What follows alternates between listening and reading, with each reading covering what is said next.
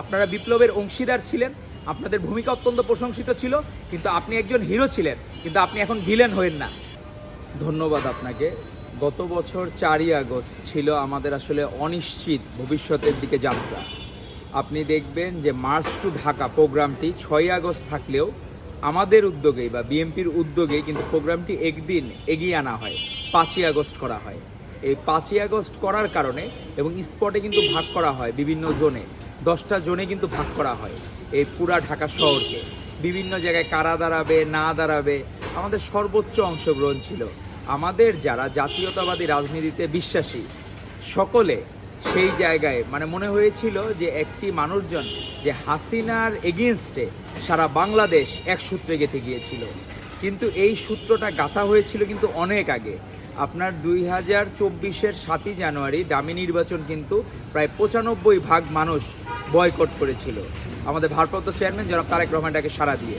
তার পরবর্তীতে আপনি দেখবেন এই বৈষম্য বিরোধী আন্দোলনের ব্যানারটা যখন শুরু হইল 1 জুলাই, এটা কিন্তু তখনই শুরু হয়নি, তারও কিন্তু অনেক আগে 2018 সালে। আপনি যে এখন ভিপি নুরদের কথা বলেন না, এই ভিপি নুররা কিন্তু তারও আগে থেকে এই নিজেদের দাবি আদায়ের জন্য আন্দোলন করে যাচ্ছিল এবং ছাত্রদল বা বিএমপি সমর্থন দিয়ে এসেছিল।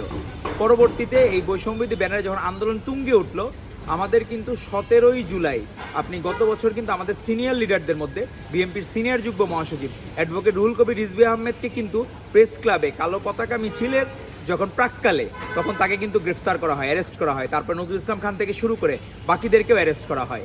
পরবর্তীতে 19শে জুলাই আমাদের ভারপ্রাপ্ত চেয়ারম্যান জনাব তারেক রহমান এক দফার দাবি দিয়েছিলেন, যে দফা এক দাবি এক খুনি হাসিনার পদত্যাগ, আর ফয়সালা নয় আদালতে, ফয়সালা হবে রাজপথে, উনি কিন্তু স্পষ্ট করে বলে দিয়েছিলেন। তার পরবর্তীতে কিন্তু মানুষজন এক সূত্রে গেঁথে গিয়েছিল সমগ্র বাংলাদেশ। আপনি দেখবেন 3রা আগস্ট বৈষম্য বিরোধীর ব্যানারে যারা আন্দোলন করেছেন আমাদের ভাইয়েরা এক দফা দেওয়ার 15 দিন আগেই কিন্তু আমাদের ভারপ্রাপ্ত চেয়ারম্যান ডাক দিয়েছিলেন। তারা শুধু জনগণের দাবির মুখে কিন্তু তারা দিতে বাধ্য হয়েছেন, কারণ বৈষম্য বিরোধী ব্যানারে যারা ছিল তাদের মধ্যেও কিন্তু লীগের মানুষজনও ছিলেন। তো আজকে এই 4 আগস্টই কিন্তু ঘোষণা দেওয়া হয়েছিল যে 6ই আগস্টের মার্চ টু ঢাকা প্রোগ্রামটি একদিন এগিয়ে 5ই আগস্ট করা হবে।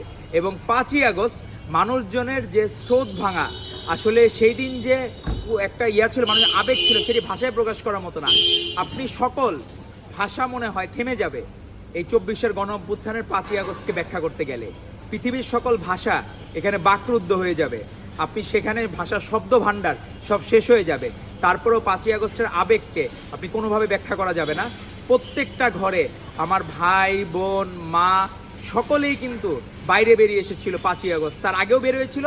আর 5ই আগস্ট আনুষ্ঠানিকভাবে আমার মনে হয় সেদিন কোনো ঘরে কেউ ছিলেন না, আমাদের ছেলে মানুষ মহিলা মানুষ আমাদের ভাই বোন কেউ ঘরে ছিলেন না। এবং হাসিনাবিহীন বাংলাদেশ যে একটি নিরাপদ বাংলাদেশ সেটি পণ করে নেমেছিল মানুষজন। এবং তারই ধারাবাহিকতায় 5ই আগস্ট মানুষের উল্লাস, সেই বাদভাঙা উল্লাসের কাছে কোনো কিছুর তুলনা হয় না। আপনি যদি বলা হয় যে আপনার লাইফের মেমোরেবল ডে কোনটি আপনি বাংলাদেশের, আমার মনে হয় মোটামুটি 99% মানুষই বলবে 5ই আগস্ট হচ্ছে তাদের জন্য সবচেয়ে লাইফের একটা মেমোরেবল ডে হয়ে থাকবে 5ই আগস্ট। এবং 24-এর গণ অভ্যুত্থান তাদের জীবনের সবচেয়ে বড় ইভেন্ট হয়ে থাকবে। আসলে আমাদের মানে সমস্যা হয়েছে কি, আমরা আমাদের নিজেদের লেভেল অনেক সময় বুঝতে পারি না। আপনি ধরেন আসিফ একজন বিপ্লবী ভাই ছিলেন, আমাদের সাথে এক কাতারেই ছিলেন, কিন্তু যখন আপনি সরকারি কোনো দায়িত্বশীল জায়গায় যাবেন তখন কিন্তু আপনি সারা বাংলাদেশের কিন্তু অভিভাবক হয়ে গেছেন। আপনি উপদেষ্টা মানে কিন্তু সারা বাংলাদেশের উপদেষ্টা। শুধু মুরাদনগর কিন্তু আপনার ইন্টেনশনের জায়গা না, বা আপনার বাবা মুরাদনগরে যে দৌরাত্ম্য করছে আপনি তার বিচার দাবি করা হবে অত্যন্ত প্রাসঙ্গিক। যদি সে জাস্টিফাই করলো, সে অপরাধীকে অপরাধী না, সে জাস্টিফাই হোক, কিন্তু মুরাদনগরে অধিকাংশ মানুষই বলছে যে আপনার বাবার অপরাধের দায়ভার কিন্তু আপনাকে নিতে হবে।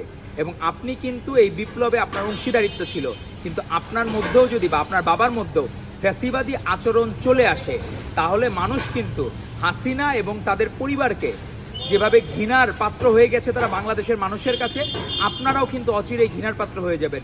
আমরা দেখলাম সাধারণ মানুষরা আজকে একজন ভুক্তভোগী যাদেরকে কুপিয়ে এবং বাজেভাবে মেরে হত্যা করা হয়েছে মুরাদনগরে, আজকে তারা সংবাদ সম্মেলন করেছেন সকালবেলা দেখলাম।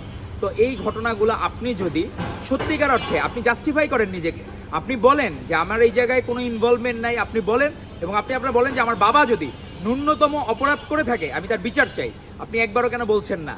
তো আপনার সাথে আর হাসিনার সাথে খুব একটা পার্থক্য দেখা যাচ্ছে না। কারণ আপনি বিপ্লবে ছিলেন, কিন্তু আজকে বিপ্লব পরবর্তী সময়ে আপনার ভূমিকা কিন্তু অত্যন্ত নিন্দনীয়। কারণ আপনি কেন স্থানীয় সরকার মতন আপনি অফিস করেন হলো সিটি কর্পোরেশনে, আপনি সেই জায়গাগুলো কিন্তু আজকে হয়তোবা আপনি এই সরকার অন্তর্বর্তীকালীন সরকার, কিন্তু পরবর্তীতে কেউ যদি বিচার চায় এবং কেউ যদি আপনাকে আসামি করে, তখন কিন্তু ফেয়ার বিচার হইলে কিন্তু আপনাকে বিচারে কাঠগড়ায় দাঁড়াতে হবে। আমরা চাই না। আপনারা বিপ্লবের অংশীদার ছিলেন, আপনাদের ভূমিকা অত্যন্ত প্রশংসিত ছিল, কিন্তু আপনি একজন হিরো ছিলেন, কিন্তু আপনি এখন ভিলেন হয়েন না। তা আপনার কাছে জনগণের প্রত্যাশা থাকবে, বাংলাদেশের মানুষের প্রত্যাশা থাকবে, আপনি সত্যিকার অর্থেই মুরাদনগরের প্রত্যেকটি ঘটনার সুষ্ঠু তদন্ত আপনি করবেন। কারণ আপনি এখন সরকারের একজন উপদেষ্টা, আপনি চাইলে এটি ইজিলি করতে পারেন।